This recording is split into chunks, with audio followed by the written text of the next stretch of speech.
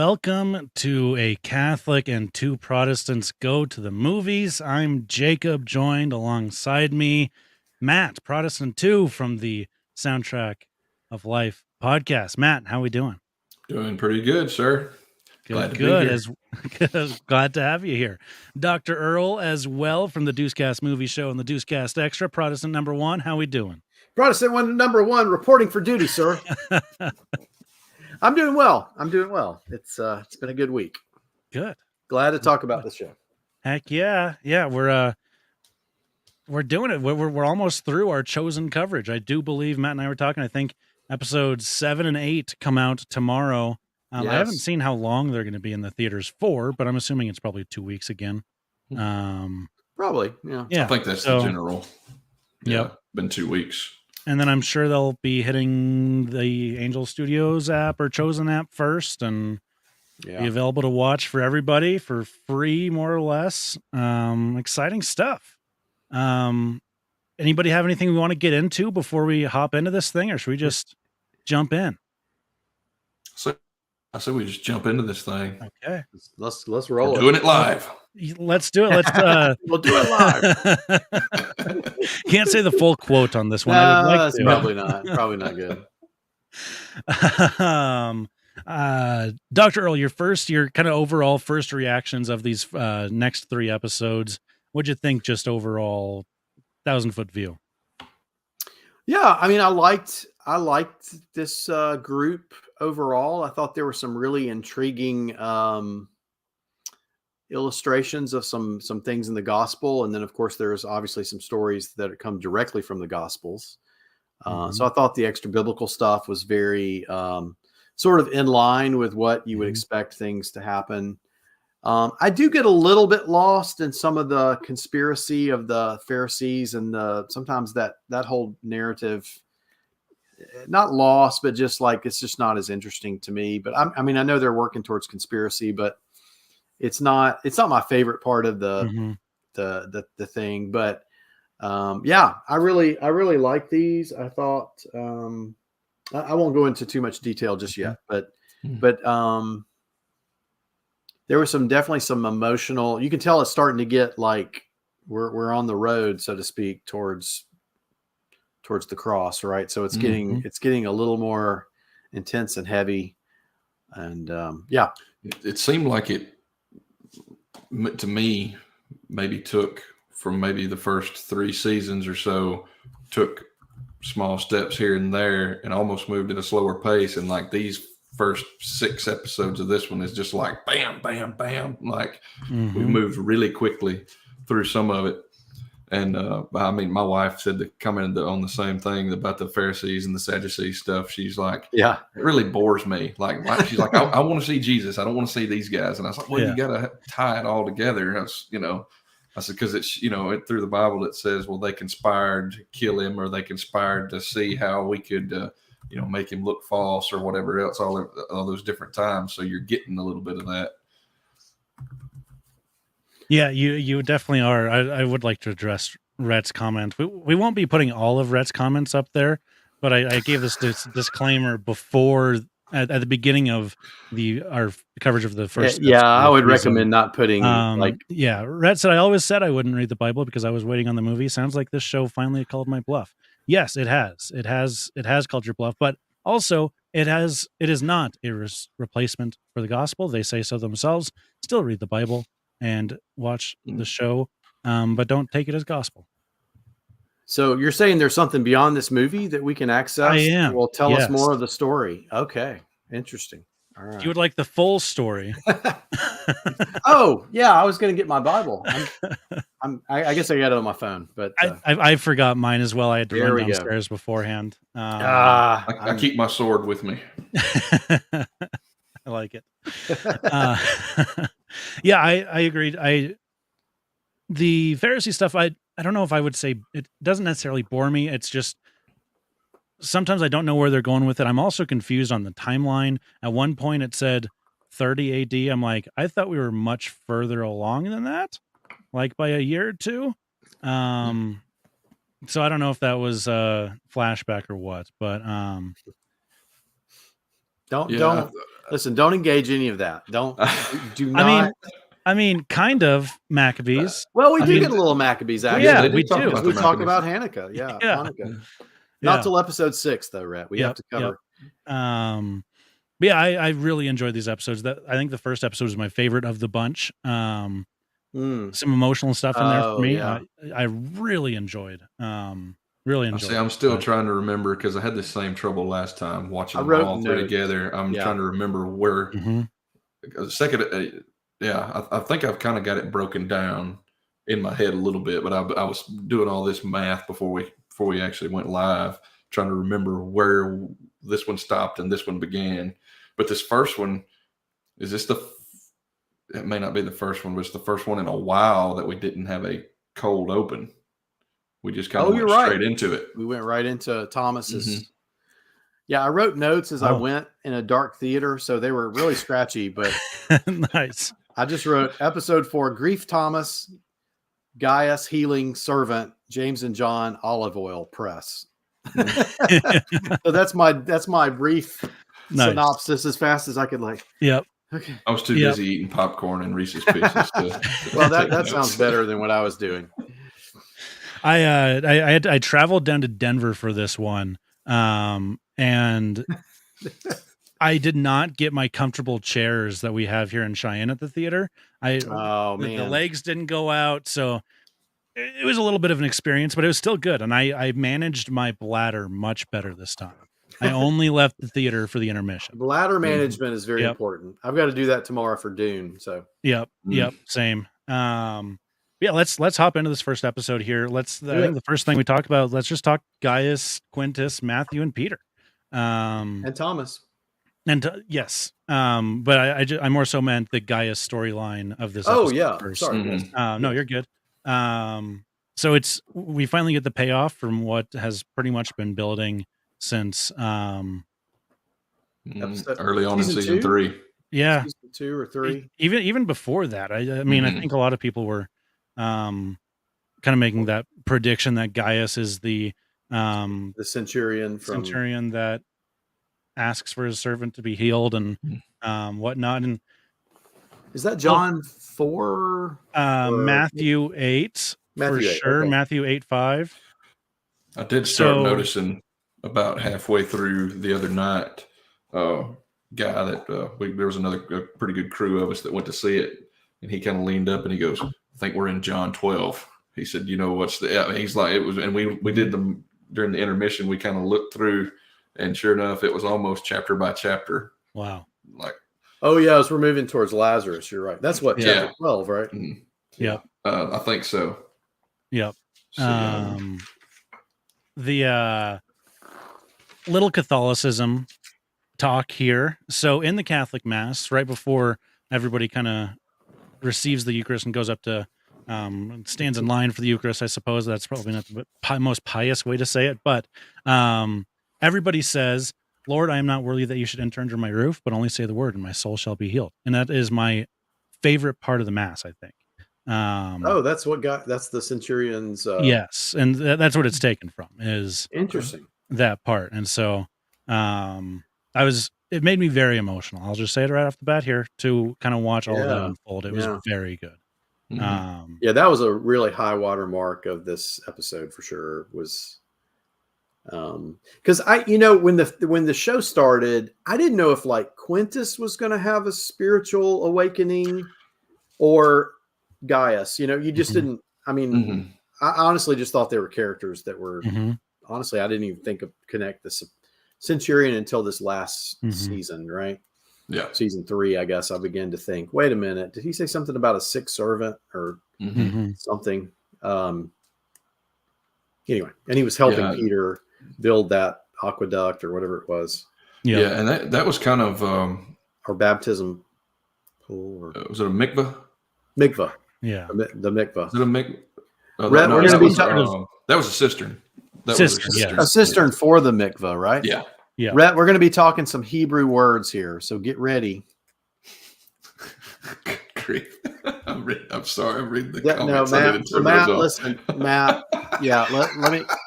Matt, you've not been around Rhett. This is. Oh, I've heard enough. I've seen enough. Yeah. But it started out. It's borderline blasphemous, but we'll take it. Yeah.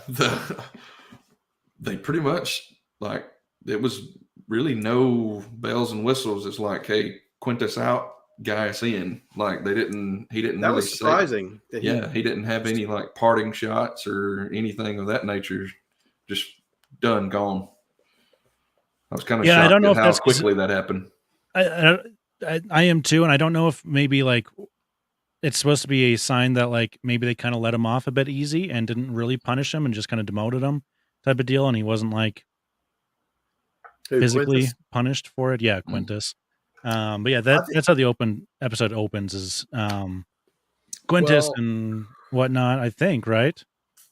I think they would remove a guy like that. So this is my theory. This is just like totally. Mm-hmm. So if a guy caused a trouble in one of the territories like he did, I think the Romans would say, we're going to get this guy not only demoted, but I think maybe he's been moved out of Palestine, mm-hmm. Israel. Yeah. I would think that he's moved out. Put on a ship and because he went out in chains, right? So, mm-hmm. But I was kind of surprised they were like, okay, you're moving up. Like I was like, isn't he just kind of a guard? But he was the primi. Quintus, I guess the last season had promoted him to the primi or whatever that means. Oh, that's right. He did move. I'm assuming primi is like kind of like head sheriff type of deal. Would be my guess. I was thinking like a captain or a lieutenant or something of that nature. Yeah. So now he's moved up to even more like a higher level preacher, and now he's sort of over preacher. He's a preacher. Preacher. Preacher. Praetor. I think. Mm-hmm. Preacher, but they were pronouncing it preacher. Mm-hmm. So I think that's pretty much he's over Capernaum. Praetor. Did I spell that right? Maybe. Yeah. That's it. Yep. Or is it? Or does the E and the A flipped? Oh well. No, I think that's right. I think that's how they. Yeah, that's right. It looks Latin to me. Yep. All Latin to me. I thought they did a really good job of kind of entertaining and like humor mixed in this as well, with like the guards coming to Peter's house and getting Matthew and Peter going along, and you kind of see also where like they've grown closer, and like it seems like they really have gotten over the beef that they had in the past. Matthew and Peter. Yeah. Matthew and Peter, and then Gaius sends the other soldiers that brought him there out, and I don't know, it's just good acting, just to where like when they exited the camera frame, everybody like relaxed, and like you could tell that like they were more comfortable with each other. And I just really enjoyed this conversation that they were having, and like the slow development of Gaius like partially realizing it himself and probably saying out loud for the first time that he's a believer, and that like Matthew and Peter like finding this out as well. Yeah. Yes. And doing and then he went down on a knee in front of Jesus, and I loved that part. Got me. Yeah. Yeah, and Romy was kind of like, "Whoa, wait a minute! Like, I've not seen anybody do this." Truly, I tell you, and no one in Israel. Yeah. Truly, I tell you, and no one in Israel have I found such faith. I tell you, many will come from east and west and will eat with Abraham and Isaac and Jacob in the kingdom of heaven, while the heirs of the kingdom will be thrown into the outer darkness, where there will be weeping and gnashing of teeth. That's from Matthew. Yeah. The Gaius part. But I like, though, that Jesus wasn't like, you kind of read the scripture sometime and you just like that he was like, oh, of course I knew this guy was about to bow. But I like that Jonathan Rumi kind of played it like, oh, wow. Like I'm really, because I think somewhere else, and maybe even one of the other gospels, it's like, I've not found a faith like this, or maybe it says it right there where you just read. But it's a couple of times. The woman, it would have been shown last season. Veronica, the woman that grabbed the hem of his garment, and there's a Samaritan woman who's asking for her daughter to be healed. I think that's in Matthew. I just saw it tonight. It was that's the one where he says the line about the dogs, and she said even the dogs get the crumbs from the table, and that's when he says, "Look I've never seen faith like this." You know. Yeah. The Gentiles got the faith, man. Yeah. Amen. It's even like the biblical readings of that, and like we can bring that into the Chosen a little bit too. Of like, I don't know. Sometimes I kind of take that as sometimes like the Jewish people were almost too close to the situation to realize what's happening, and so an outsider coming in and like just seeing it with fresh eyes is like, Yeah. well, clearly, like this guy's doing all this stuff. I'm not like I don't want to say bogged down by these laws, but I don't have all that baggage and culture to not be able to see this. Well, that kind of happens like what you were talking about, getting too close to the situation. That happens in this neck of the woods anyway. In the South, the Bible Belt, you can be a little too, almost like I think somebody made a comment one time. There's two places they never wanted to work, and one of them was a church.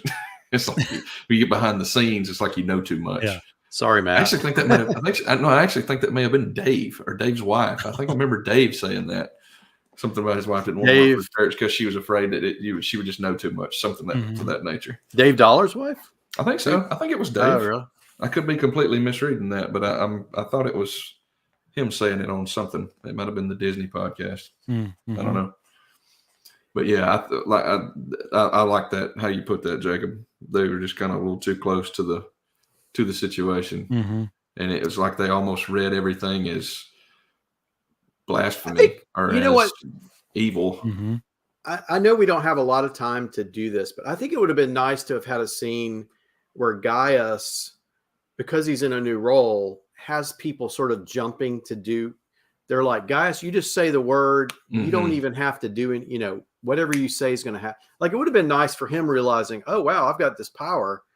I can say things and things happen. And then, so then when he says to Jesus, I know you're busy. I have people under me. You just say things. And I don't know. That's just kind of I felt like they rushed him into the role. And then all of a sudden he was with Jesus. And I was like, wow. But I mean, me knowing the Bible, I kind of know the story, but it's just, it might've been interesting to see that concept of Gaius realizing what that authority really held in a position. But again, we don't have 12 seasons. We only have 7 seasons. So I know you got to move the narrative along. So, right. Okay. That's my only quibble. That's not even that big of a quibble. The scene was great because he just kneeled and he says, and he seems so, he called him Lord, and it stopped everybody in their tracks. And all the disciples were like, what? That's Rabbi. That's not what are it was very cool. I think the guy playing Gaius did a great job too. And afterwards of him, like, I don't know, he just did a very good job of like kind of exuding this joy that like he seemed like new faith. Yeah. Like if you know anybody that's like came into the faith recently, like they just have so much more joy and are just like, what are you talking about? Like everything is awesome right now. And to consider how he was first season, first season, he seemed so hardened and bored and irritated. And then he was kind of curious, like, what just happened to Matthew? What's this about? And then as things have kind of moved forward. So yeah, I like that they had him an arc to get to be the centurion that has the healing of this. And that the slave is like, or wasn't it the son, or it's a slave? It was a slave. Actually his illegitimate son with the slave. Illegitimate son. Yeah, that was kind of interesting to make that little connection there. So, yeah, and I think that's kind of a nice aspect of the show too. Is like I'm pretty sure that's extra biblical. Like that was never fleshed out in any sort of way, but it kind of gives more. I don't know, credence is the right word, but it makes it a bit more emotional. Well, I think, and I think that kind of stuff probably happened. Yeah. Slept with their slaves and had sired children. Well, Peter says it a few times. He's like, I think both Peter and Matthew, when Peter found out, he's like, well, that's pretty common for you Romans. Like, that's not that big of a deal for people like you. And when Matthew finds out today, I'm pretty sure in the 4th episode, he has the same reaction. He's like, well, that's not uncommon, or he says it in his little Matthew way that he does. Yeah, I think they said that in the season 3 talked about that. Peter says it. That's not uncommon for that, or maybe Guy says it to Peter. He said that I know it's not common for your people. He's like, it's still pretty common. It's just it's hidden pretty well. Yeah, kind of thing. The other big aspect of this first episode is, and really all 3 of these episodes are, we're really kind of delving into processing grief. We did a little bit of that in the first 3 episodes of the season as well. With John the Baptist, but this one, Thomas is obviously struggling pretty bad right now. And so we get some flashbacks of when it happens, that immediate aftermath, and then the road to Taldor, I think is where she's from. That was a really interesting thing, to take the body back to the family. And just their response, because like, who's this crazy street preacher who's caused the death of our daughter, right? I mean, you could almost see like how they feel that it's probably like a cult. Yeah. And it's like, hey, my daughter went off and now she's dead, and here these crazy people are bringing her back, and I want nothing to do with them. I mean, I could see how that was a powerful scene. Yeah. Honestly. And then Thomas kind of speaking up and, taking, like he didn't want to, but taking charge and just kind of laying down the law there. It's like, hey, she wanted to do this. She knew the risks or whatever else. I can't remember exactly how he put it, but, it's enough. You've said enough. And I thought Z was about to really get after it. See, come on, let's fight. Yeah. That was really, that was an interesting. And you saw everybody having sort of flashbacks, right? Wasn't that? And the stuff with Peter about him trying to comfort Thomas and asking Jesus, like, how, like, and like saying that, like, he feels like he's failed and he's not this rock. He's not this steady foundation that he's supposed to be. By the way, we did say that we're going to do spoilers on this thing, right? I don't think we did, but full spoilers. I put it in the description. I'm assuming that's understood. Yeah. You're right. Thank you. Yeah. Full spoilers. Ron was dead. Never watched The Chosen like Rhett. Yeah. There was a tragic death of Thomas's fiance, basically. I guess, were they sort of betrothed? Yeah. Soon to be fiance. Yeah. They were really working on it. Inadvertently murdered, I guess manslaughtered, and we're burying the lead. Yeah, and so they're bringing the body back of this young woman that was fiance of Thomas the disciple. So I'm just mainly saying that for Rhett, so he'll get some context.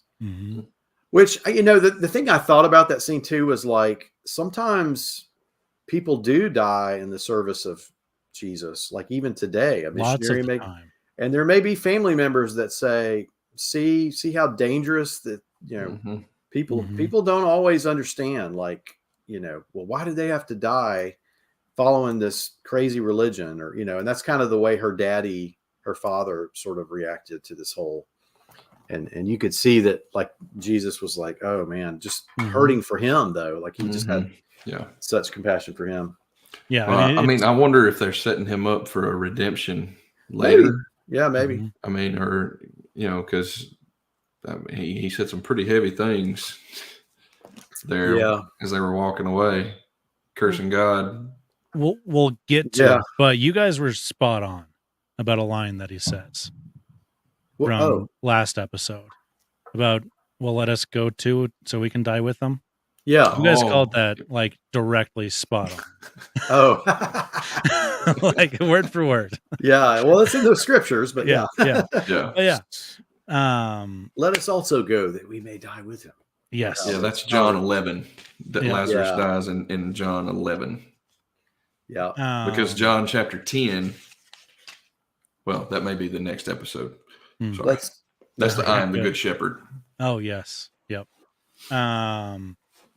So the next part in this chapter was it the James and John talking to their mother? Was that? So I don't know if that. I don't think that happened. There's Gaius. There's the whole Gaius thing. Episode 5, Gaius and the flashback. Yeah. They're making up more oil. Yep. That's how this episode ends at the olive press. Yes, and that was a pretty powerful.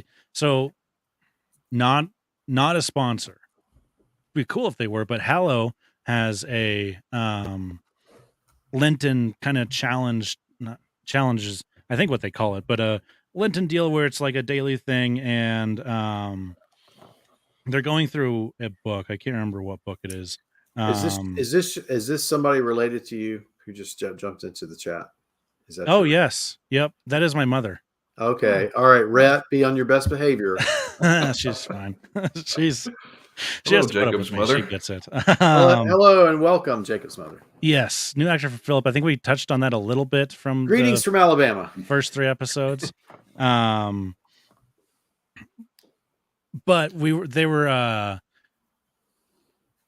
they do some imaginative prayer on Wednesdays, and I think her name's Sister Miriam kind of walked us through it today, and she was talking about Jesus's like time in Gethsemane. That's not how you say that, but we're just going to move on. In prayer before Gethsemane, or however you say it. And she was relating it back to the olive press, and that they do 3 presses of the olives, and the first one is for anointing, and then the second one's for something, and the third one's for something. And while he's praying, he I think he asks to let this cup pass from him 3 times, and so it's kind of related to that olive press thing. And so in this episode, that I think that was kind of an interesting little juxtaposition of him kind of watching the olives. I think we talked about that the last time too, about numbers and the significance of certain numbers, and through the Bible, the 3 plays a big part in that. But I mean, the only thing that I could think of being as a worship leader, when they were doing the pressing, there's a song called New Wine. I don't know if you guys are familiar with it or not. It's a Hillsong. But that's the way the verse starts is, in the crushing, in the pressing, you are making new wine. I mean, and that's, that's a pretty powerful song, but that's what I was thinking. He just happens to walk up and he's seeing that as it's, because he's going to be crushed. He's going to be pressed. He's going to be poured out as an offering for us, for our sins. And I mean, he's feeling the weight, the human side, for sure. And I liked how that ended with Gaius coming up. I think that's how it ended, wasn't it? Gaius coming up came up behind just him. Embraced. Yeah. And that was a very nice little scene as well. And what is he saying now? I'm sorry. Don't just ignore. It's you are definitely Baptist, sir. You land and I'll fly away. These are some country. Honestly, I know the "I'll Fly Away" one. That's doesn't Alison Krauss sing that in "Oh Brother Art Thou"? Yep. She does. Uh-huh. But no, I agree with that. So that was, and remind me again though where they were. Wasn't it James and John's father's press? They were getting the olives ready. Yep. Yeah, and that was really cool. The press. That was cool because I didn't know. I thought thought just watching the process of it was interesting, but then Jesus seeing it and realizing that's going to be my road, my pathway is ahead of me, was just so maybe that was because he's so upset because after he's upset by like the James and John stuff and they don't understand, and then that's why when he's breaking down at the press. So maybe that did happen in the first episode. Well, I think that's did it happen there, or I can't remember. So I can't remember either. I wrote James and John, and then I have arrow going to olive oil. So I was thinking that that's he's already talked about it. I think he not have the conversation with them about it. He did. They were leave or something, and they were outside of out in the streets or whatever, and he stops and was telling them about the whole gives the whole deal. The Son of Man must be killed. I'm going to be turned over to the scribes and the Pharisees, and they're going to mock me and turn me, and I'll be beaten. And then, but in 3 days, I'll rise again. And they're looking at him like, "What? We don't know what any of this means." And that's, I think he went off on his own after that, if I'm not mistaken, and he ended up out there. I think you're right, because didn't James and John approach him? I think they did. I think they did finally work up the courage. Okay, so maybe at the end of episode 4, they are getting ready to go. They're talking to their mom, and she's saying, "Go talk to him." And then at the end of episode 4, I think they are getting ready to go stay with Lazarus and Mary and Martha. And so, yes, that is when it happened, because they say it right before they leave, and he's like, he says all the stuff about like his what's going to happen to him. They don't understand. And then that's when he goes off and looks at the press. So yeah. You can tell he's just like really crushed. No pun intended. That they just don't get it. And then they're like, "Oh yeah, so Jesus, is it okay if we sit on your right and your left?" And he's just like, I need a minute from you guys. You don't know what you asked. Yeah. So that was a pretty intense scene, and I love their look of confusion, like, and then you saw the other disciples kind of going. Yeah, because that was right in before that too, was when Peter and Thomas were in the marketplace buying the soap or whatever, and Peter was just kind of like, "Hey," trying to get his mind off of it, and they have their little conversation. Yeah. I think that one's later when they're staying at the inn. Oh, okay. Okay. Yeah. So I think I mentioned it beforehand. You even chosen, bro? You're just kidding. I know I'm totally lost in the order. I saw this 2 Saturdays ago, so I'm me too. I just saw it this past Saturday. It's been more recent for me than you guys. I've got no excuse.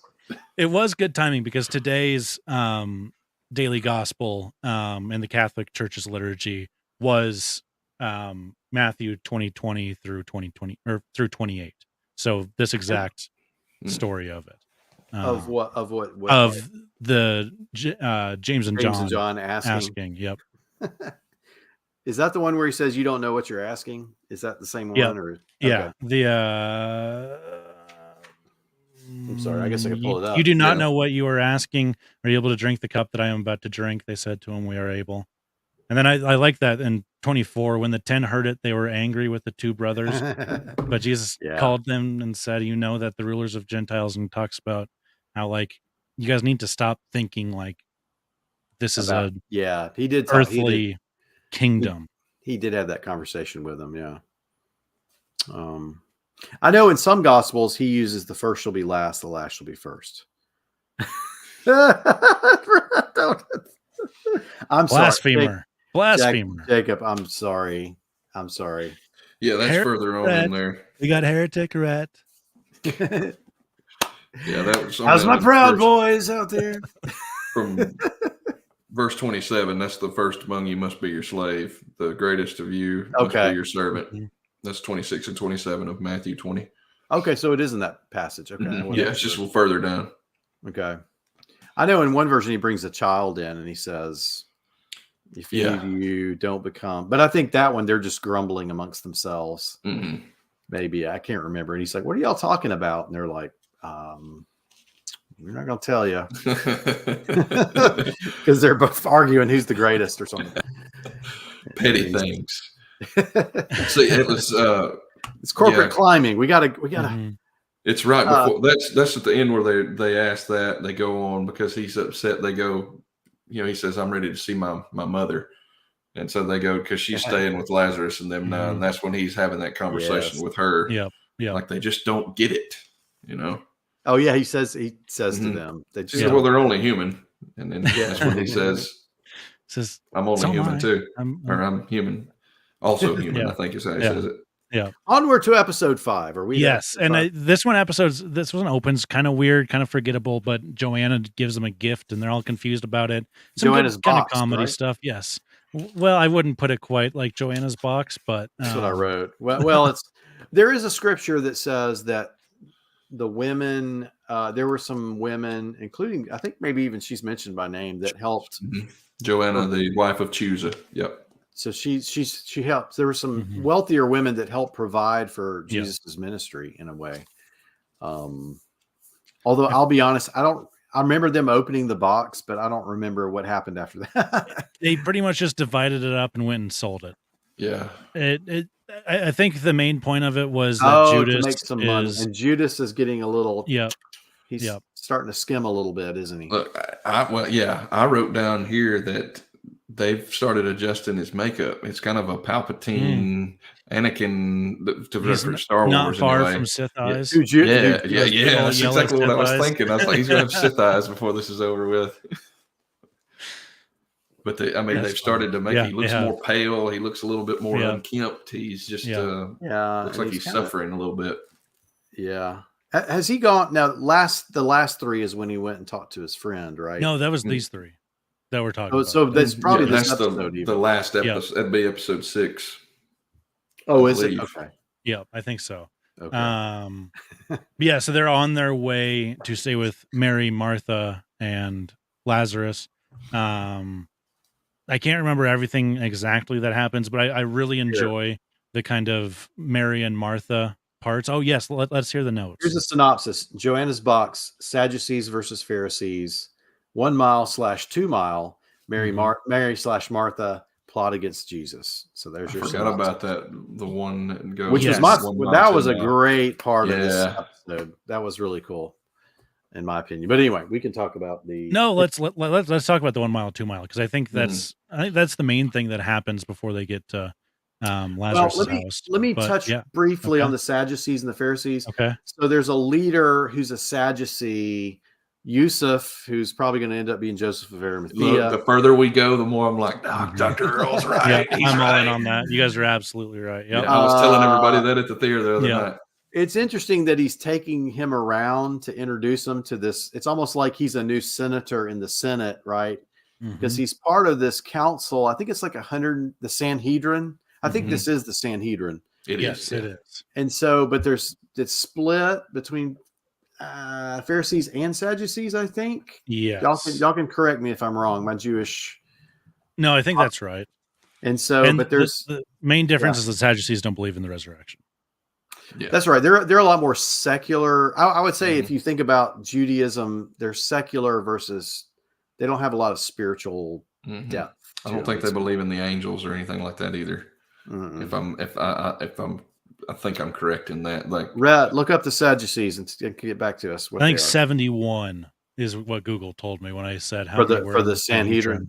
Okay, 71. So there's this body, and so the new young senator, Mr. Yusuf goes to Washington or whatever, and so he's taking him around, and they're kind of rude to him, aren't they? Some of the guys are like, well, where are you from? Like you're one of these backwoods. Watch your way in there, or something. I don't. That part's a little hazy. And there's a lot of them that think his money isn't as good as others because his dad, like his family money, is from construction, and that's looked down upon. That was curious. Yeah. So I mean, I do like that they have some of these Jewish sort of like political things that. Oh, and that scene with Yusuf and his dad. Oh, that was incredible. Scene. That was a really good scene. I kind of forgot about that. That was good. That was a very good scene. Because he was basically saying, "I'm proud of you," right? I think. Yeah, he's saying like, "I'm proud of you." Like what you did going to Capernaum, I could have never done. Like I thought that was so beneath me, and for you to like not stoop that low, but said in a nicer way than that. Is admirable of you, and I'm very proud of you for doing it. That was he says something at the end. Yusuf says to his dad, like almost like, you have my back. Like it's almost like he's planning on basically coming out with his faith and that, or what he believes about Jesus. And he sent another letter to Jairus, I believe is the implication that I got from that, because you see Jairus again. But I'm wondering if and actually, when that was going further, I was sitting there where I was like, yeah, this is who Dr. Earl said it's going to be. This is Joseph of I called it. But and I think it mentions in there that he come from a wealthy family. Well, he obviously has to be wealthy because he has a tomb, and not everybody had a tomb. Yes. Yep. Yeah. Yeah. I like we kind of said on the top. Some of this stuff can be a bit confusing and could lean into the boring category for sure. Little episode one dry. politics type of stuff. Dry. Yeah. But it's good. Now that I think. Now that I'm thinking about it, I'm like, okay, maybe I like it more than I think. Yeah. So. Like, I think I did like it. It's doing a good like political intrigue thing, but it's not Jesus. No, yeah, and that's what my wife said. Yeah. She's like, I just want to see Jesus and the disciples. I don't care about these guys. Yeah. So they're walking somewhere. Oh, well, they're going to see Lazarus, right? They're going to see Lazarus. Bethany. Yes. To Bethany. Yep. Bethany, which is just outside of Jerusalem, if I remember correctly. Not too far. I believe so. Maybe just look at your map. Look at the map in the back of your Bible. Yeah, that's where I was going. But anyway, these Roman soldiers come upon them, and see, I didn't know that was a. I didn't know that was like a Roman thing. I didn't really either. Like, yeah, I think it is. I think it's just somebody. That's what they said. It's the rule that you have to carry if they come upon you, whatever you have to carry it, but it's only for a mile. And when they said that, I was like, oh well, we're about to walk too.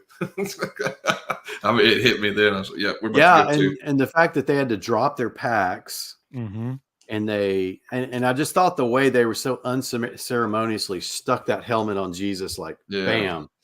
You're carrying our crap, and they just slammed that gear on those, and they were making fun of them and sort of kind of even like sort of like sending some innuendos to the girls a little bit. Yeah, a little foreshadowing too for that walk up to Calvary. Yeah.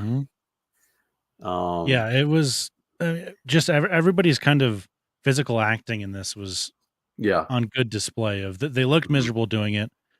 They also, like, Rumi's portrayal of like not looking miserable doing it was good as well, and the kind of almost sly look he gives when he says, I know we don't have to, but let's just carry it another mile for you. Yeah, I love how he just keeps walking and everybody else is starting to take off their stuff, and the Roman guy's like, wait, what? And then I love how it changes their heart a little bit too. Yeah, they start to go, now wait a minute. Why is this guy doing this extra mile of what? Yeah, I loved how they just took that little one verse or whatever that Jesus says. I guess it's in the Sermon on the Mount. We just lost Matt. We lost Matt. Protestant number 2. Are you there? Protestant number 2, come in. Can you hear us? He's not in the background, so he'll be back, I think. I hope. Oh, man. Did he rapture? Did he go up in the air? I hope I'm next. Anyway, so no, but yeah, I thought that was a great scene because Jesus keeps walking, and even all the disciples are like, what are you doing? Why are you, but so they grab their packs and they start walking with them. Yeah. And the saying I never like fully got of like, if somebody makes you walk a mile, walk another 2 with them. Like, I didn't really understand like what it meant because like I didn't know that this was a law. I understood the meaning of it, but I didn't like know it in context. And to see it in context was awesome. I think that was really cool. We're just talking about the walk a mile, go to illustration still.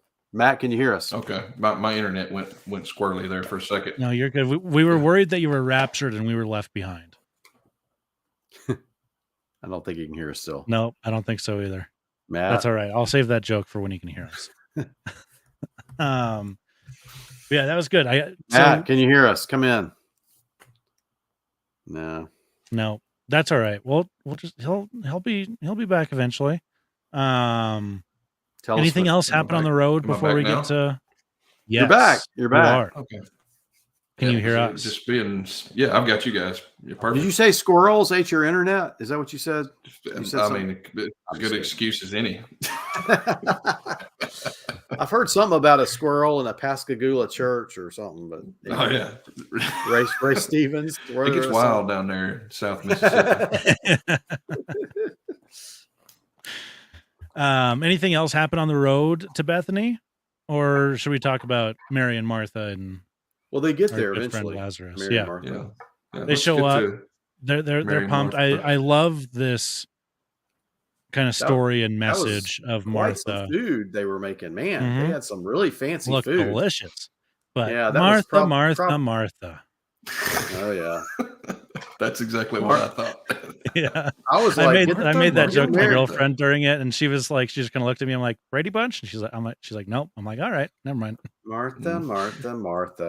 Mm-hmm. You are worried about many things. Mm-hmm. And it's just such a good reminder. I mean, even like when we have guests in our home to make sure they're comfortable, but also they're visiting you for a reason. So let them enjoy your company as well. Cause that's what the main reason they're there. Yeah. I think that's a great point. I think she got a little overwhelmed in the number of people Jesus brought. She was like, oh my goodness, Jesus, you're bringing these 12 guys in here. And you see her kind of look at Mary and Mary's she's giving, the stink eye, right? So it was well played out, I think. Mm-hmm. So Dr. Earl. Yes. As a resident medical professional may be suffering with here. Did you hear the question? No. I said, what do we think Lazarus maybe? It's mine, I'm pretty sure. Oh, okay. What do we think Lazarus may be suffering with here as the resident medical professional? Well, he grabbed his belly, right? Appendicitis? Well, it could be. I mean, honestly, infection could rupture and that could kill you pretty quick. Especially back then. Yeah, because you probably weren't removing them very fast then. Could be appendicitis. It could be, that's actually a really good call that he could rupture his appendix. You guys may have been right on it. He could have had a cancer that progressed, but really fast, but probably infection would be a good call on that. Diverticulitis. I am the doctor now. Look at me. Because to me, I guess because he wasn't probably that, wouldn't be too. He came on pretty quickly. Yeah. And he grabbed his lower right side, so that would make sense of something that could move fast. And you're right. Back then, if you ruptured and you didn't, and your bowels got infected, or maybe it was just Martha's cooking. Sorry, I was just going back and reading the comments that I missed. Don't. You're just keeping me entertained. I may have to go to confession after some of those comments. Yes. But a note that I did make, music being made in these couple episodes, which really speaks to my heart. Mm-hmm. So I was not. It was nice seeing some guitar, or little lute or lyre or whatever. Oh yeah, they did the little music playing. Yeah. That was kind of cool. Yeah, that was very good. I like the music. What else were you gonna say? No, I was just going to say I was about to get confused because they play the songs in this one or playing music at this one, but then they play the music in the next episode as well. Yep. We also get the parable of the laborers in the vineyard. That's kind of what Jesus is saying while Martha is. Yeah. Oh, right. About that's not fair. You're paying this. Oh, didn't Judas bring that up? Like, what? That's not fair. He makes the comment like, you're going to pay the guy that just worked for an hour the same as the guy you paid, that's worked the whole day. Yeah. I like how they kind of work that, wiggle those parables in there from time to time, almost in the spot where you least expect it. Yep. And I like how, even sometimes, I think they'll repeat some because it makes sense that he would have repeated some of these as well on different teaching or in different talks and teachings and whatnot. And that we don't always hear, we don't have to hear him say the full thing. Yes. I like that they do that too, because I hope that it like has people being like, oh, what was the rest of that? And like looking it up and being like, I might as well just read this little book here. I like how he started it on that one too. He's like, it reminds me of a story. Yeah, that was really cool. Yeah, and those little fruit torts they were eating were really. I just don't know if people in that time frame would have had that much food, but I guess Lazarus, it seems like a pretty wealthy dude. I think so. Like he's making some big bank somewhere. Yep. So, speaking of money, let's talk Judas. He goes and visits his old business partner. Is this episode 6 now, or are we still in 5? Still on 5. Oh, are we? Okay. It starts with yeah. Oh, that's right. His old business partner. Yeah. Because I believe this is. No, I'm getting it confused again with the Thomas and Peter because they're all in. They're wanting to. That's the next episode though, where they're buying the gifts. Yep. Because this is the one at the end of this one we see him taking coins and putting them in his own pocket. I mean, remember, pretty on the nose, but good foreshadowing. It's not like people don't know what's going to happen with that character, so I think it's good to kind of put it out there plainly. Yeah, it was interesting to me that the bag of coins was silver that was in the box that was sent. I was it kind of made me perk up a little bit because I'm like, oh yeah, well here we are. Because I mean, it's still like, and he's made a big shift because in the seasons past, I was like, man, I like this guy. Like this is going to hurt when we get to that end. And I think that's right. But I mean, it would have been that betrayal would have not. I mean, yes, he betrayed Christ, but he betrayed the rest of the guys too. You know. Yeah. And I like how his buddy is kind of like, look, you need to convince Jesus that this is the right way. You know, like he's kind of like saying Jesus maybe just doesn't get how commerce works and how building an army works. And, you know, you're going to need to find a way to convince Jesus he needs to go this direction, almost like, you know, in so many words. That's what I was picking up from it. Or maybe I was asleep. I don't know. There was one little part I chose. No, that's it. Yeah. That's when he goes away to talk to the guy while they're with Mary and Martha and Lazarus. Yeah. The other interesting thing is that his old business partner is like, well, he's setting you up to be his secretary when, for his like new kingdom. And so just kind of hammering that point on in more that Judas is still not getting that the kingdom probably isn't going to be an earthly one. Right. And he's thinking about all these ways of like, well, if we did this and we sold this, we could make, and maybe this was back when they were beating their clothes on the dirty rocks, but whatever, that was last time, I think, but last 3, but he's like, if we did this and tried to make profit here, and they're like, no, you're just not getting this. We do get them beating some stuff at the beginning of this one, maybe, or at some point when they're when they're making the bread and hitting the wheat. I think that was this episode. Maybe it was next episode. No, I think that's. It's one of these 3. Yeah, there's one where there's some guys in the back doing the wheat thing, and they're all doing it. They're all kind of working together to kind of make everything and grinding it. And because that's what John. That's when John sits down and he's talking to Judas. Yeah, Judas is like, why don't we use? Like, he's like, why are we doing this manual labor? He's like, why don't we just use? Yeah. Somebody talked about it. I don't know if it was something that I saw or if it just happened to be in a discussion around it, talking about the way that the Jews of this time and especially Judas, because he was talking about it a lot in these episodes, like they were looking for what Jesus is going to do in his second coming. This time, the first time he came, right? I mean, because he when he comes back, it will be the military style, right? For lack of a better term, on the white horse with the sword and the judgment, That's kind of what they were looking for in this point. But he's looking at it. It's like, well, we're not exactly building an army the way I would think you should build an army, and he's not looking at finances like I would look at finances, like barely scraping by. Yeah. Why are we out here threshing wheat when we should be? Yeah. But we're separating the wheat from the tares. Oh. See what? Getting all theological. It's late, Rhett. Cut him a break. Let's get into episode 6.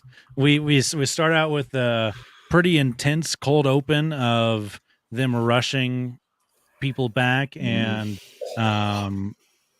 Big James has big old cut on his forehead. I think little James is hurt as well. Oh, right. It starts off with kind of an exciting, what the heck just happened? Because and of course, my mind is, I'm like, wait, they've got their timeline wrong. James can't die right now.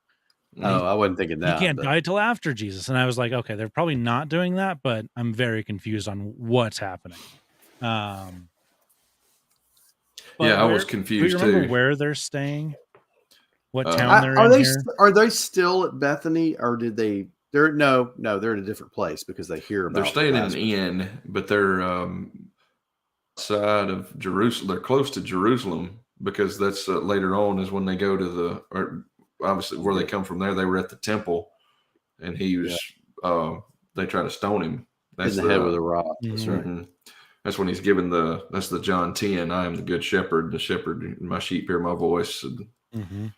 Because he pretty much like nails that almost word for word, and like he goes on. Because I went back and read it after that because he's chirping at him, and then it's like they try to stone him, and then they kind of rush off and come back, and he's got a few more things to say, and then they try to arrest him or whatever else. Yeah.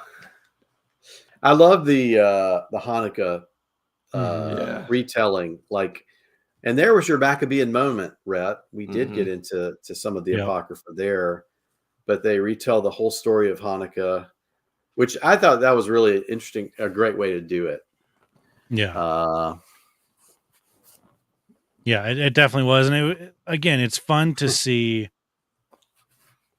Even though this episode was a little bit traumatic, it was nice to see like the disciples kind of having fun, being pretty normal and having fun. And like Thomas, and like they're just doing a really good job of portraying them as real people, because Thomas can kind of let loose and forget for a little bit, but then he kind of goes back into like, oh, like this would be much better if Ramo was here, and like that type of thing, where he's like slowly coming out of it, but it is just a thing that takes time. And like I said, that's the way grief is. I think all 3 episodes are. I think grief is one thing that they kind of focus on, sometimes in the foreground, sometimes in the background. And I think they do a good job of covering it from everybody's perspective as well, from the person going through it, from the people that are close to the person going through it. I'd be curious to know if that enactment of the Hanukkah story. So you know how they'll have kids, just like we have a Christmas pageant. They'll have folks like children enact like Esther and Haman and all that stuff. But I wonder if this is also something that's like I didn't know if they were just kind of goofing around and doing it, or to help show us the story, or if that is actually something that's done during the ceremony. I'm not Jewish, so I don't know, but also Gentile over here, so I also do not know. Oh, is Catholic Gentile? Wait a minute, I'm just kidding. I'm kidding. It's a joke, everyone. Look, these are jokes. What did they? What do they call it? Was that the Feast of Dedication? Is that what they call it? The Feast of Dedication. Yeah, okay. Hanukkah is mentioned in the Gospel of John, so that's really cool. Oh, interesting. Okay. Because I was wondering where all that lined out. It's not been. I'm reading through the Bible. It's been a little bit since I was in. We're not actually that couple months ago. I was reading through Leviticus, Deuteronomy, and all that, the law. And it gives all the feast of booths, the feast of unleavened bread, the Passover, all that stuff. But it's the dedication is not mentioned there, but it wouldn't have been until the Maccabean revolt. Afterwards. That's the 400 years intertestamental period there. I think I want to say it's John 12 that has where he says he's walking amongst the candlesticks in the temple, and there's a little conversation he has with some Pharisees. Now, the only reason I know John kind of well is because I've watched the Gospel of John DVD like over and over again. So you actually, and it is broken up by chapters, so it's kind of like it just kind of stuck in my head a little bit. But so don't think of some.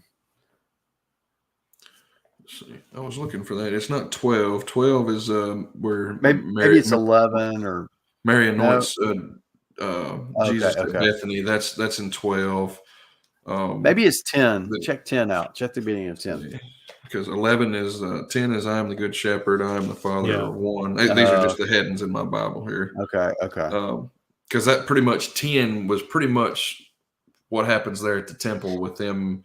I'm the good shepherd preaching, and then them coming to stone him and all of that. And then 11 is the death of Lazarus, because you have was it John 11:35, which is Jesus wept.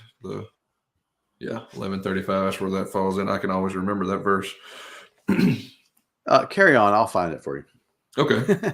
I might be taking I was just flipping back and forth. Oh no, that's Jesus at the Feast of Booths. John 10, in chapter 22. 7. 10:20. It's also known as the Festival of Lights. Okay. So John 10:22, I guess it's mentioned. Now it was the Feast of Dedication. Yep, there it is. I just skipped over it. Yep. No, it's okay. And Jesus walked in the temple, and I think there's maybe a little exchange he has there with the, and I guess maybe that was what we saw. I don't know if they stoned him there, but it goes on from there in Scripture. There by 31, it says the Jews picked up stones again to stone him. And that's when he says, I have shown you many good works from the Father. For which of them are you going to stone me? Because he pretty much says almost verbatim that in the episode. Oh.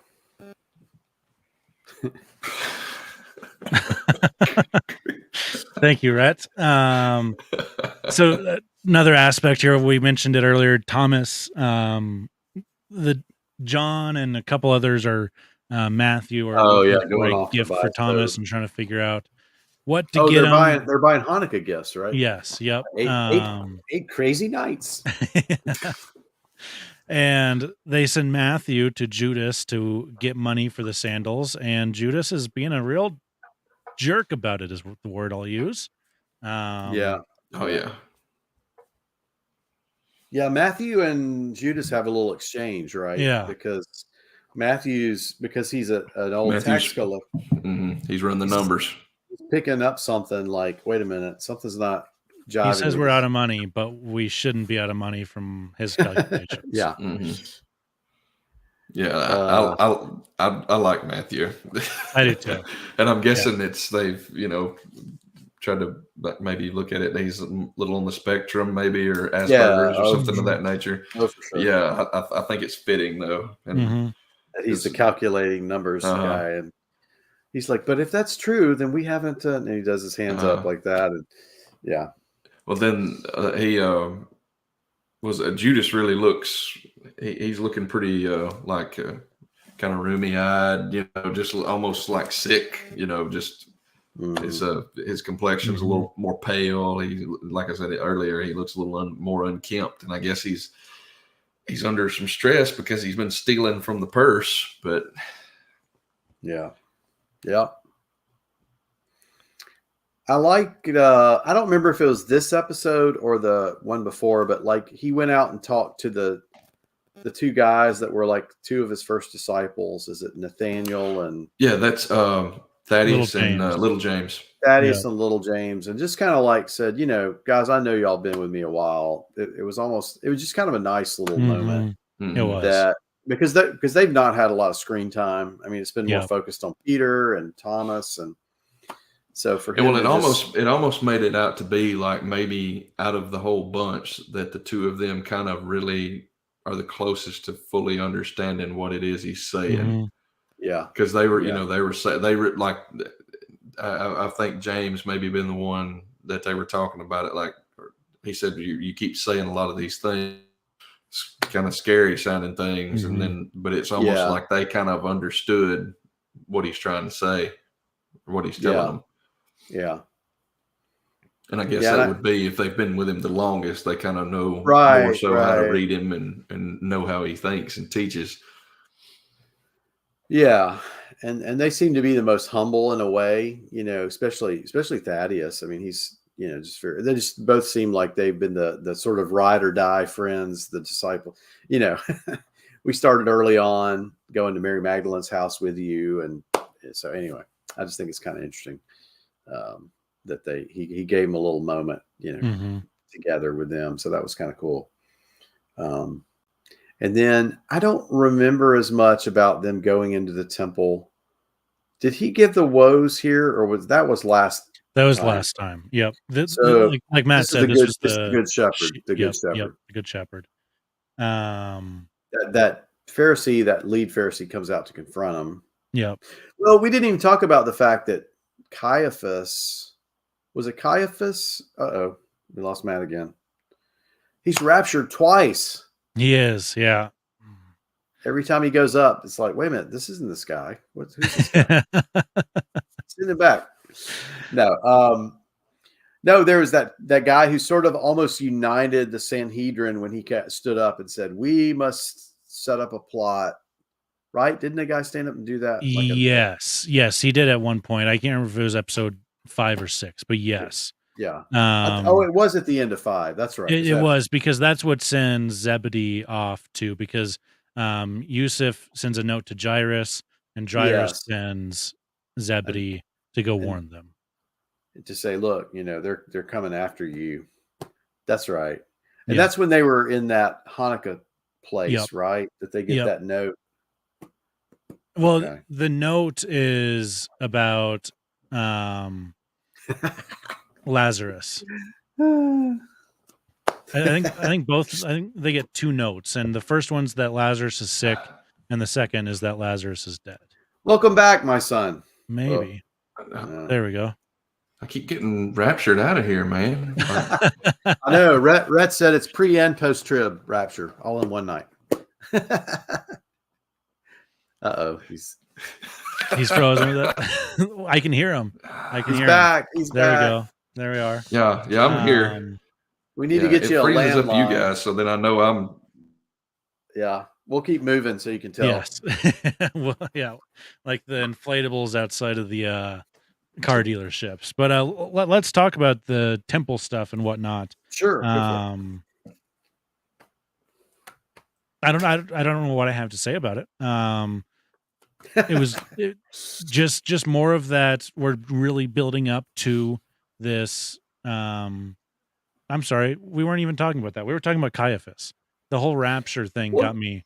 No, it's okay, because it is tied to the temple thing, right? Yeah, because so they're setting up a plot. It's been more revealed that there's this plot. Mm-hmm. I do think that some of the Rhema stuff is actually going to tie into this as well.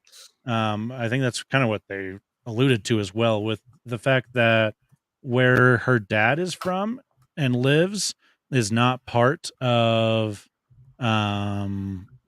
Judea / whatever kingdom that the lines, the new borders that they want to draw, and by killing Jesus, they're going to get the attention of the Sanhedrin to draw them.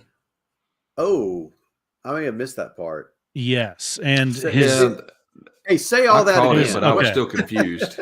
So wherever Rhema's dad is from is not technically part of the Jewish kingdom. It's Samaria. It's Samaria. I think he's a Samaritan. No, I think it's. But they're Jewish. I actually think no, it's they said Joppa. They mentioned Joppa, and Joppa is on the western coast. Right. But it's the southwestern coast. It would have been I think modern day actual. Maybe he's going to be Simon the Tanner. Maybe eventually in Acts when Peter goes down to Joppa. I just read this, so that's why I'm to meet with Cornelius. Mm-hmm. Anyway, I don't know. So it's something that they want to redraw some border lines to get the full kingdom of Jerusalem, of Israel. Yes, that's right. Back to what it's supposed to be like. and nobody's paying attention to them. So they're idea is to get Jesus killed, so Yes. people will pay attention and do the thing that they want them to do. Yeah, that sounds right. And I think Rama's dad is from there, so I think that's going to tie in a bit. Okay. Yeah, I remember they mentioned Beersheba, which is down the furthest south, and I'm going to say that Yes. that part of that over there That's- is going to be. I think I think you're correct in that. Mhm. I mean, I That's have no not wrong. argument either way. Yeah. But yeah.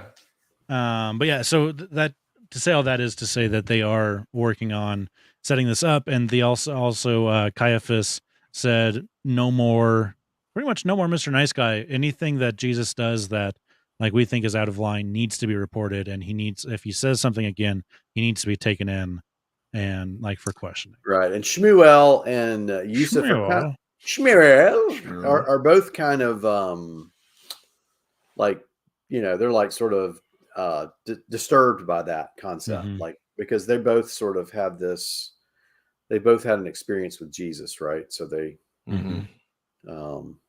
so I still don't know why we don't have any of Nicodemus yet. Like I know he's mentioned him at least.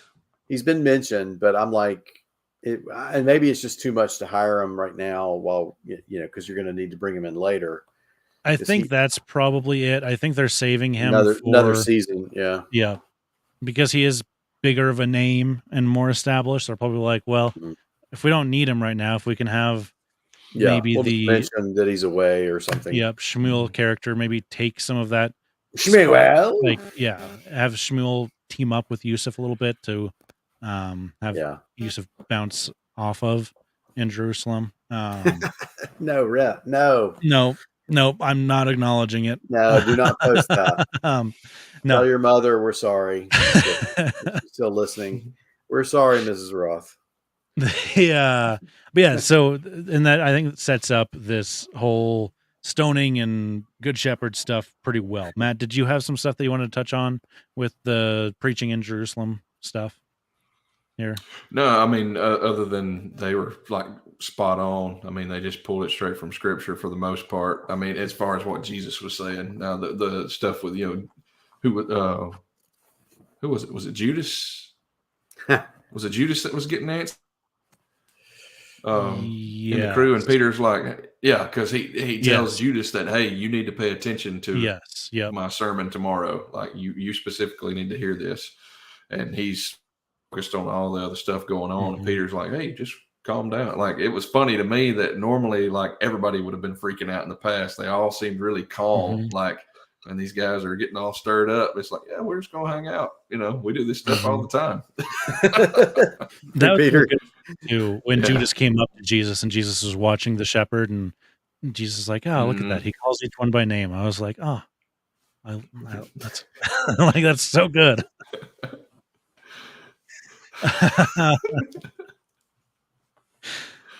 She's a tough lady. She raised me. I put her through a lot. I'm very offended and disturbed. I'm shaking. I'm literally shaking right now from all of Rhett's comments. But yeah, they get stoned, and some of them get, and not in the Willie Nelson type of stoned. Yeah. The way less fun. James takes one to the head. Right. This isn't the fun stoning. So my question would be, do they just have these stones around? I think so. I think that's kind of like what I got from it. Like they just had. I mean, I know it's desert and arid place, and so there's probably rocks and whatever else everywhere. Did he but say like the line that before Abraham was, I am. Have we got? I don't know if we've gotten there just yet. No, I don't think so. They may have just skipped over that. There's a great passage in John 10, maybe, where he goes into this thing and he says, basically saying the name of God, which is Yahweh, I am. And because is that where they bring up? There's a certain point.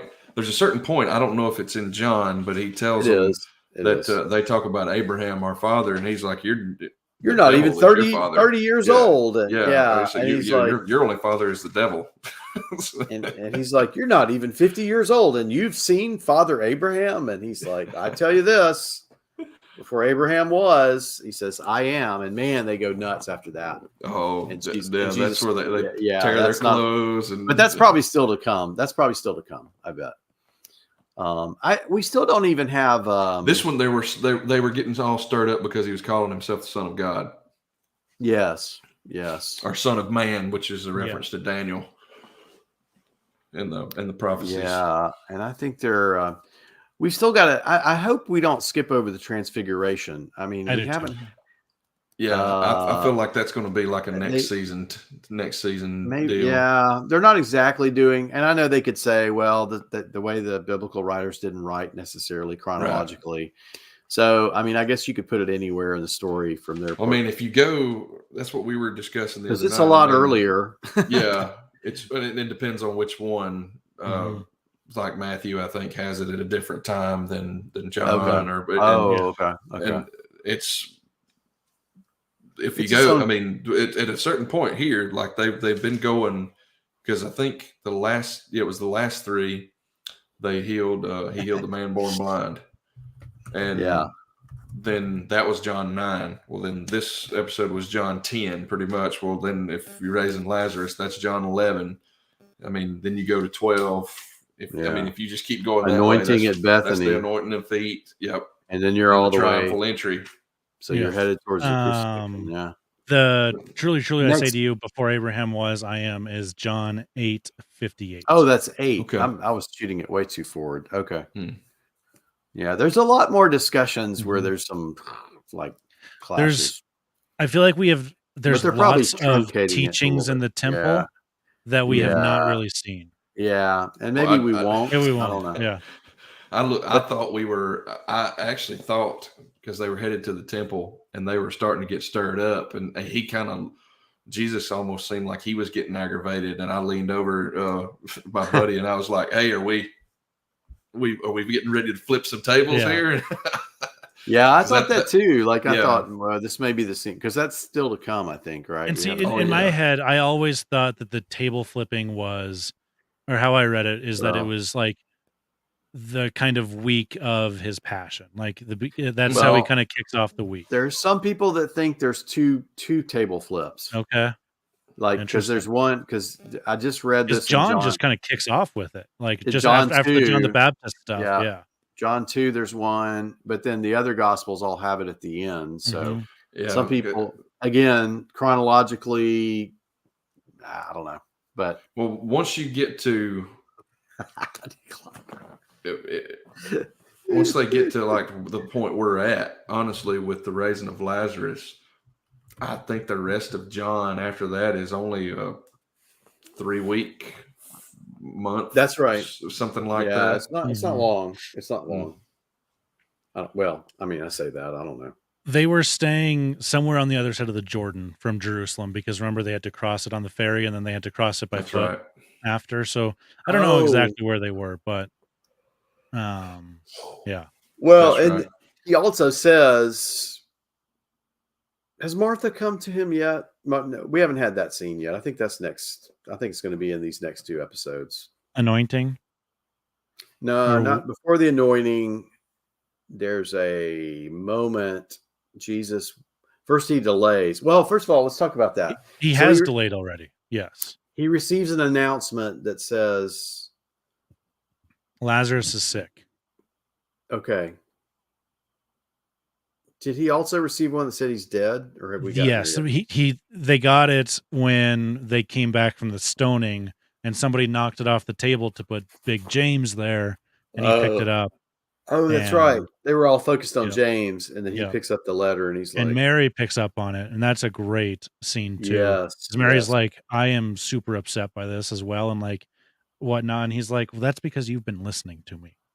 Like, you seem to be the only one that's actually listening. Yeah. She's watching to see his movements, and which is great, because I mean, she's going to be the one to be the first of the. Well, I guess there's all of them, but in the Catholic tradition, she's sometimes referred to as the disciple to the disciples. Interesting. And that, I think it's that, but and like kind of the Catholic tradition, she's Mary Magdalene gets it more than the disciples doing faster than they do sometimes. Maybe not gets it more, but gets it faster. Yeah. I got you. So I'm tracking. yeah. Oh boy. That's kind of funny. Red said, I heard Scorsese was directing the episode based on John 11:35. Runtime is 3 hours 18 minutes. So we're heading into. So he finds out about the death of Lazarus. He's kind of getting weepy because that's one of his best friends. Hey, Matt, welcome back, man. Get behind me, Satan. Good grief. We need to talk to Mississippi about their internet connections. Oh man, we're supposed to get fiber out here in like the fall, and it can't get here quick enough. Come on, fiber. Hey man, I do recommend fiber every day. It is good for you. Oh yeah. Oh, not that kind of fiber.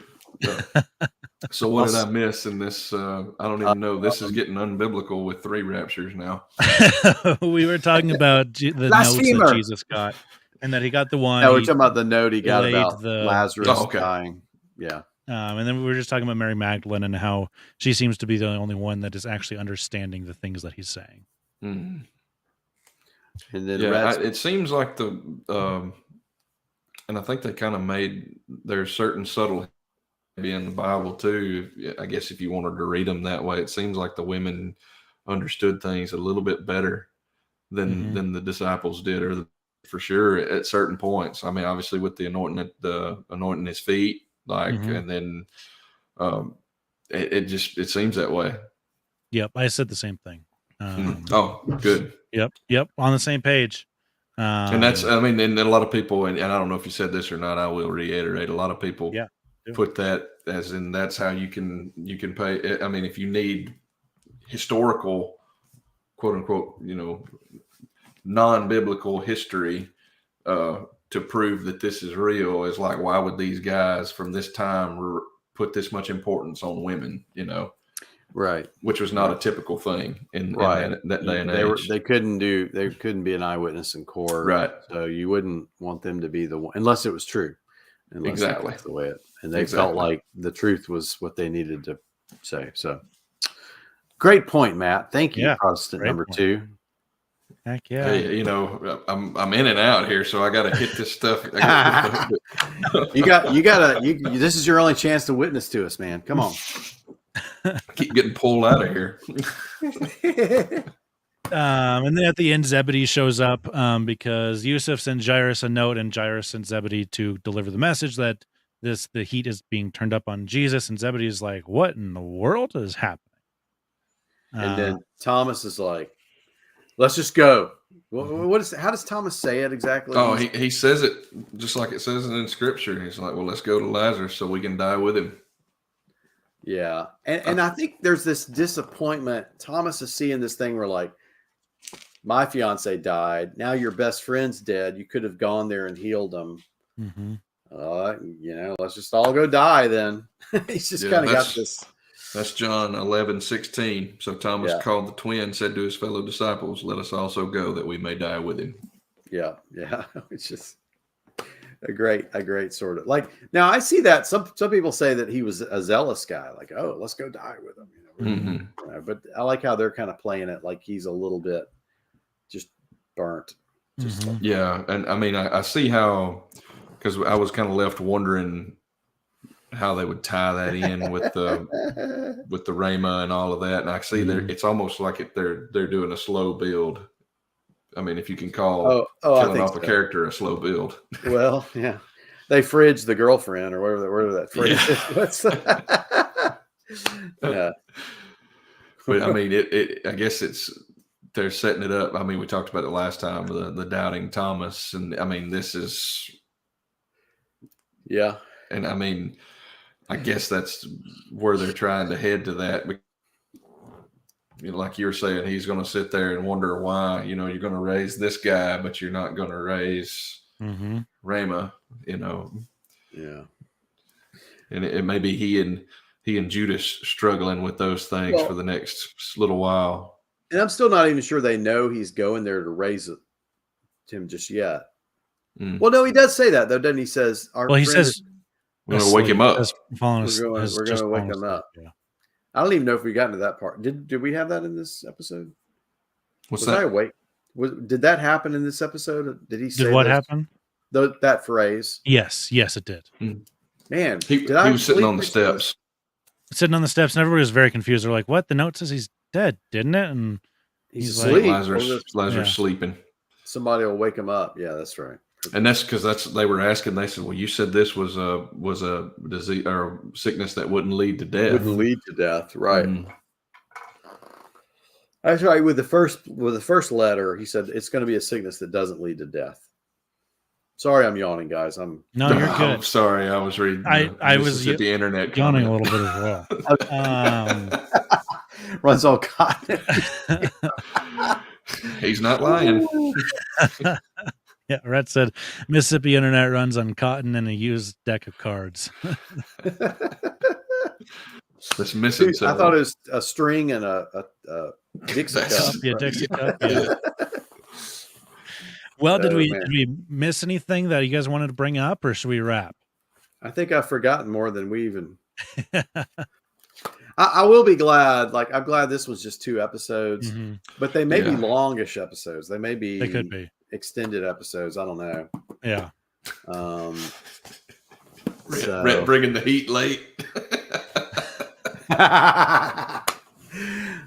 Even though everyone's falls away, I will never fall away. Go to sleep, you know. I'll stay awake and pray, Jesus. Yeah, that's. Rhett said if Earl had to stand watch over Jesus in the garden, he'd fall asleep too. Wow, he gone.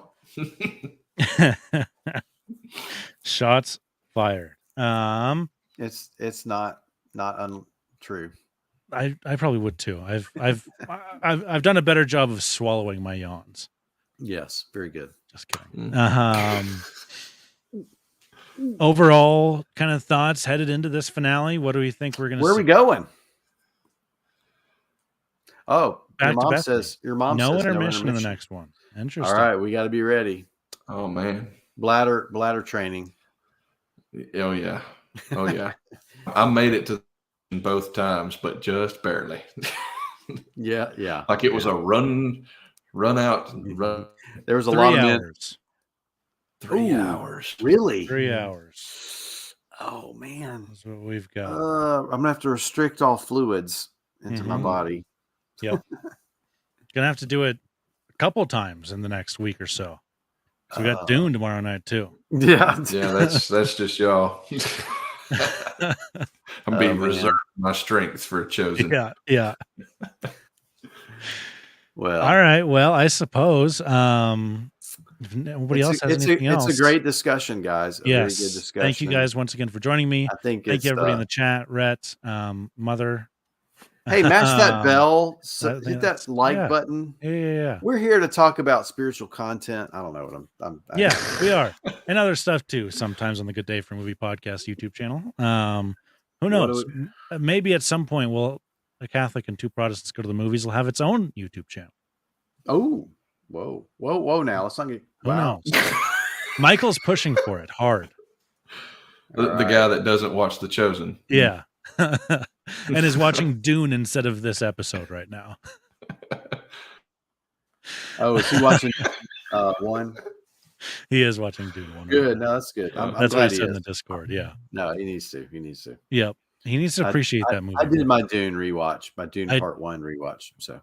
Yep, I did too. I did mine on Saturday, Sunday. I probably should watch that movie. I might enjoy it. It's good. It's more of a high sci-fi than some other stuff, but I like it a lot. I listened to the book. I did not read it.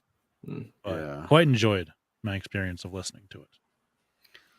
Yeah, Dr. Earl, where can people find you? I am a frequent visitor of infrequent visitor of the Deucecast.